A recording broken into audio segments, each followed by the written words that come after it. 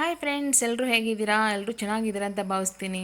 Welcome to ಡಿಜಿಸ್ ಕಲೈನ್. So ನಾನು ತಂದಿರೋ ಹೊಸ ರೆಸಿಪಿ ಇವತ್ತು ಶಾವಿಗೆ ಪಾಯಸ.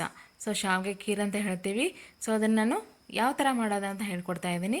ತುಂಬ ಚೆನ್ನಾಗಿ ಈಸಿಯಾಗಿ ಯಾರಾದರೂ ನೆಂಟರು ಬಂದಾಗ ಇರ್ಬೋದು, ಏನಾದ್ರು ಫಂಕ್ಷನ್ಸ್ ಇದ್ದಾಗ ಅಥವಾ ಏನಾದರೂ ಮನೇಲಿ ಏನಾದರೂ ಪ್ರೋಗ್ರಾಮ್ಸ್ ಇದ್ದಾಗ, ಮಕ್ಕಳಿಗೆ ಏನಾದರೂ ಸ್ವೀಟ್ ತಿನ್ನಬೇಕು ಅಂತಾಗ ತುಂಬ ಫಟಾಫಟಾಗಿ ಮಾಡುವಂಥ, ಈಸಿಯಾಗಿ ಮಾಡುವಂಥ ರೆಸಿಪಿ, ಒಂದು ಸ್ವೀಟ್ ಡಿಶ್ ಅಂತ ಹೇಳ್ಬೋದು. ಇದನ್ನು ತುಂಬ ಚೆನ್ನಾಗಿರುತ್ತೆ.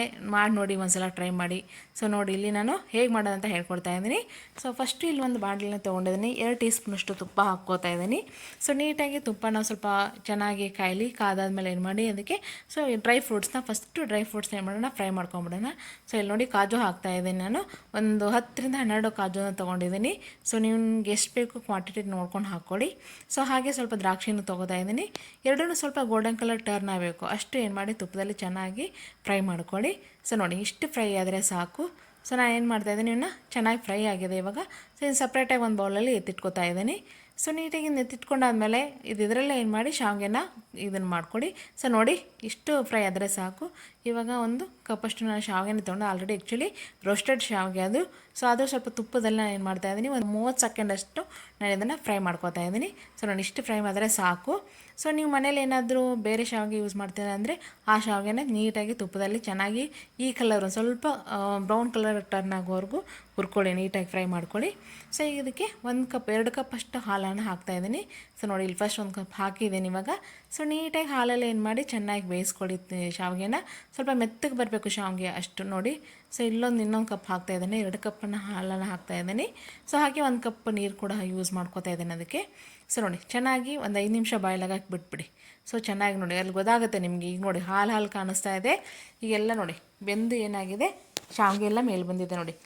ಇವಾಗ 1 ಕಪ್ ನಾನು ಸಕ್ಕರೆ ಕೂಡ ಹಾಕ್ಕೋತಾ ಇದ್ದೀನಿ. ಯಾವ ಕಪ್ಪಲ್ಲಿ ನೀವು ಶಾವಿಗೆ ತೊಗೊಂಡಿರ್ತೀರ ಅದೇ ಅಳತೆಲ್ಲ ಏನು ಮಾಡಿ ಸಕ್ಕರೆನ ತೊಗೊಳ್ಳಿ. ಸ್ವಲ್ಪ ಶಾವಿಗೆ ಚೆನ್ನಾಗಿ ಬೆಂದಾದ್ಮೇಲೆ ಏನು ಮಾಡಿ ಸಕ್ಕರೆ ಹಾಕಿ, ಮುಂಚೆನೇ ಸಕ್ಕರೆ ಹಾಕ್ಕೊಂಡ್ರೆ ಅದು ಸರಿಯಾಗಿ ಬೆಂದಿರಲ್ಲ. ಸೊ ನೋಡ್ಕೊಂಡು ಹಾಕ್ಕೊಳ್ಳಿ. ಸೊ ನೋಡಿ, ನೀಟಾಗಿ ಈ ಥರ ಎಲ್ಲ ನೋಡಿ ಮಿಕ್ಸ್ ಮಾಡಿ ಒಂದ್ಸಲ ನೀಟಾಗಿ. ಸೊ ನೋಡಿ, ಇಷ್ಟು ಚೆನ್ನಾಗಿ ಬಂದಿದೆ ನೋಡಿ, ಎಲ್ಲ ಚೆನ್ನಾಗಿ ಬಾಯ್ಲಾಗಿದೆ ನೀಟಾಗಿ.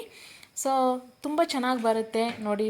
ಸ್ವಲ್ಪ ಎಲ್ಲಿ ಏಲಕ್ಕಿ ಪೌಡ್ರನ್ನ ನೀಟಾಗಿ ಪೌಡ್ರ್ ಮಾಡ್ಕೊಂಡು ಹಾಕ್ಕೊಂಡಿದ್ದೀನಿ. ಸೊ ಅದನ್ನು ಕೂಡ ಹಾಕ್ಕೋತಾ ಇದ್ದೀನಿ. ಸೊ ಆಲ್ರೆಡಿ ಫ್ರೈ ಮಾಡಿ ಇಟ್ಕೊಂಡಿದ್ನಲ್ವ ನಾನು ಡ್ರೈ ಫ್ರೂಟ್ಸ್ನ, ಅದನ್ನು ಕೂಡ ಸೇರಿಸ್ಕೋತಾ ಇದ್ದೀನಿ. ತುಂಬ ಚೆನ್ನಾಗಿರುತ್ತೆ. ಈಸಿಯಾಗಿ ಒಂದು 10 ಮಿನಿಟ್ಸಲ್ಲೆಲ್ಲ ಮಾಡಿಬಿಡ್ಬೋದು ಈ ಸ್ವೀಟ್ನ. ಅಷ್ಟು ಚೆನ್ನಾಗಿರುತ್ತೆ. ಮನೇಲಿ ಮಕ್ಕಳು ಕೂಡ ತುಂಬ ಇಷ್ಟಪಟ್ಟು ತಿಂತಾರೆ ಮನೆಯಲ್ಲರೂ. ನೀವು ಮಾಡಿ ನೋಡಿ ಒಂದ್ಸಲ. ಯಾರು ಬಿಗಿನರ್ಸ್ ಇರ್ಬೋದು ಅಥವಾ ಬ್ಯಾಚುಲರ್ಸ್ ಇರ್ಬೋದು, ಟ್ರೈ ಮಾಡಿ, ತುಂಬ ಚೆನ್ನಾಗಿರುತ್ತೆ. ಸೊ ಹೀಗೆ ನಾವು ಮಾಡೋ ಎಲ್ಲ ರೆಸಿಪಿಗಳನ್ನ ನೋಡ್ತಾ ಇರಿ, ಪ್ರೋತ್ಸಾಹಿಸಿ. ನಿಮ್ಮ ಒಂದು ಪ್ರೋತ್ಸಾಹ ಹೀಗೆ ಇರಲಿ ನಮ್ಮ ಜೊತೆಗೆ. ಸೊ ಲೈಕ್ ಮಾಡಿ, ಶೇರ್ ಮಾಡಿ, ಸಬ್ಸ್ಕ್ರೈಬ್ ಆಗೋದನ್ನು ಮರಿಬೇಡಿ. ಸೊ ಹೀಗೆ ನಾವು ಮಾಡೋ ಎಲ್ಲ ರೆಸಿಪಿಗಳನ್ನ ನೋಡ್ಕೊಂಡು ನೀವು ಟ್ರೈ ಮಾಡಿ. ಸೊ ಹೇಗಾಗಿದೆ ಅಂತ ಒಂದ್ಸಲ ತಿಂದ್ಬಿಟ್ಟು ಕಮೆಂಟ್ ಮಾಡಿ ಹೇಗಾಗಿದೆ ಅಂತ.